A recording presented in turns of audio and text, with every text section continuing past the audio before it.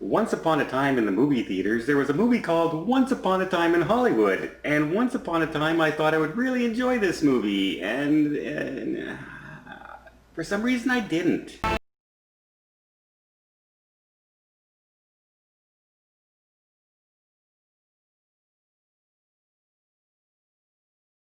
So Once Upon a Time, starring Margot Robbie, Brad Pitt, Leonardo DiCaprio, all the normal cameos that are always in a Quentin Tarantino movie. Yes, Kurt Russell. It's a Quentin Tarantino movie, and it does draw back from a lot of his older stuff, a lot of his movies. And a lot of people are praising this as cinematic masterpiece. Have you heard anybody say masterpiece? I have, actually. I've heard it's a love letter to 60s Hollywood and everything. Okay. I've never heard anybody say masterpiece. I've seen two now that have called it a masterpiece in the trades. And it's... How do I say it? I found it, like, great acting in this movie. Cinematography is great. But there were a lot of things in this movie that annoyed me when I was watching it. And I just felt it was, for almost a 3-hour movie, the story that they tell, you said it best when we came out of the movie theater. You said, the whole story is how this person met their neighbor. That's the entire story. It was 3 hours of blah, blah, blah, blah, and DiCaprio meets his next door neighbor. That was what we were building up to the whole time. Yeah. And... they show the obvious, the Charles Manson link, and that's what they're teasing in this story. And then they completely changed history in the movie. Spoiler alert. They subverted our expectations. They did. They subverted it, except when you're watching it, you knew that something like this was going to happen because it's typical Quentin Tarantino, right? He always does that kind of stuff. So... as far as Margot Robbie's character in this, it almost appeared to me like she was just there as the setup point for the fake out.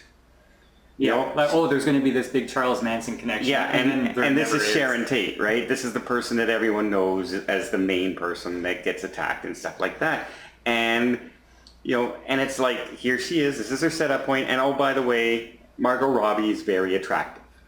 News alert, newsflash, Margot Robbie's very attractive. And she's very attractive in this movie. And they play that up. She's at a party. And then she goes to dinner. And then she goes to the movie theater. And then she meets her neighbor. That's the movie. That's her entire character. Now, listen, if you want to know what this movie is, it's great acting. Like, we always talk about... the Hollywood stars don't exist anymore. Well, this is proof that when the Hollywood stars were around, it made movies better because Pitt and DiCaprio, they were amazing. Yeah. Now, if we're talking about the story, there was a part where Pitt's character drove home, okay? And we followed him driving. It felt like 15 minutes. And when he got home, the TV was on, and he had to get food for his dog. So getting food for his dog took about another 10 minutes, and then he made his own noodles to eat, and then sat down and watched TV. And you know what we were building up to? The next unrelated scene. It was for nothing. I had to watch all this for nothing. I do this every day. I didn't have to watch Brad Pitt do it. Now, to be fair, there was something entertaining about it because he's so good. He's so good in his character role. Even the dog acted brilliantly. Yeah. But man, this movie was long. And here, I'm going to tell you one thing that really annoyed. I know this is the 70s and the 60s, and it's setting up to the hippie stage and all that, and they really play that up. But there was so much driving, and basically, in order to help lighten the mood when they're driving, they showed you driving from like 19 different angles. One time it would be below the steering wheel, then out the window, then through the front window, then through the back of the head. And then they're smoking.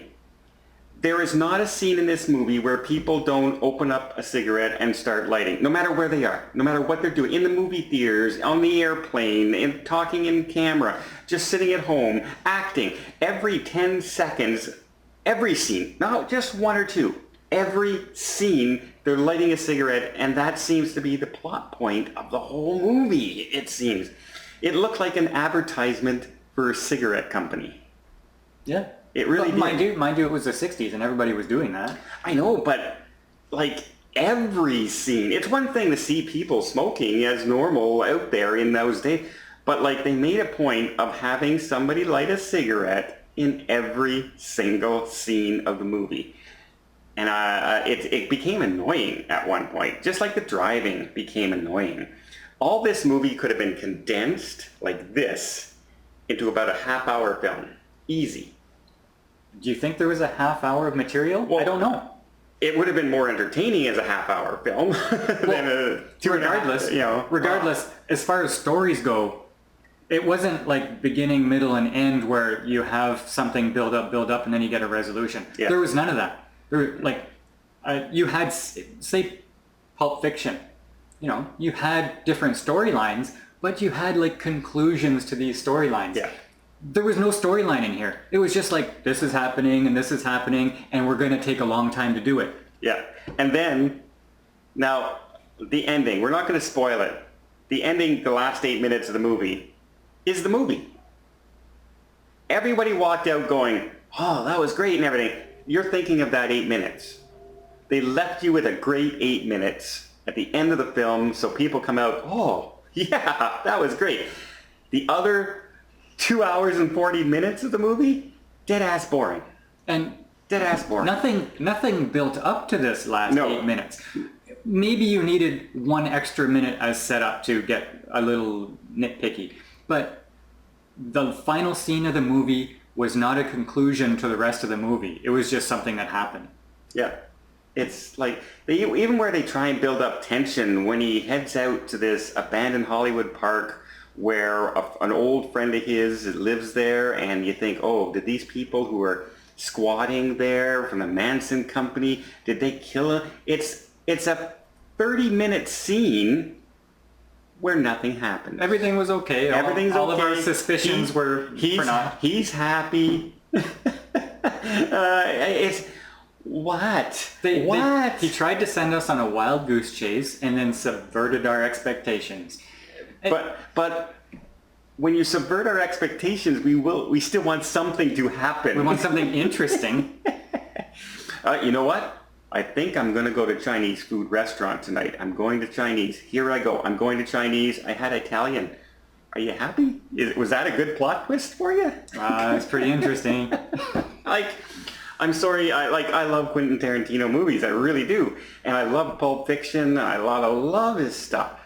But I felt like this one, and I'm a big Hollywood history buff as far as, like, they brought in actors to portray Steve McQueen and, Roman Polanski, all, characters from my growing up. And I wanted more of that with plot points and story points, but there was none. Okay, I'm going to liken this to something that really bothers me. Okay. SpongeBob. SpongeBob was a cultural phenomenon for like 4 or 5 seasons. It was an awesome character. You know what to expect from the show. And then SpongeBob almost became a caricature of himself. Like, he no longer had the depth that he had in the first 5 seasons. He just became all superficial and very, it was crappy. The next how many years, just crappy SpongeBob. And I think that's what's happening to Tarantino. I think he's becoming a caricature of himself. He's just saying, okay, what am I known for? And now I'm going to exaggerate it for my next film. And it doesn't work because there's no depth to it. It's just surface. Yeah, like, to top it off, acting, fantastic. Cinematography, fantastic. It felt like the 60s. It felt like that era. I mean, they had so many of the old cars, even driving down the street. It it wasn't like a movie set. It looked like you were there on this, like, it wasn't just one or two old cars. It was like 50, 60 old cars. But it was so drawn out, so lengthy, and so I kept, like, I literally turned to Paul in the theater, held out the cell phone at an hour and a half into the movie, and I go, is something going to happen soon? Because at an hour and a half, literally, a person went to the movies, a person went to the movie set, and that's it. Oh, and he fixed an antenna on the roof. That is the entire story plot at an hour and a half into the movie. So here, I don't want to make judgments against people who go see this movie and say they enjoy it. But I think if you say you enjoy this movie, you're either a pretentious art student or you're a Tarantino fanboy and he can do no wrong. Because this was a fail. No offense. No offense. This was a fail. All those reviewers. But you're a superficial hypocrite. All those reviewers out there, maybe, oh, this was an awesome movie because of the lighting and Tarantino and it's a callback to whatever. Okay, no. This was a fail movie. I'm warning you.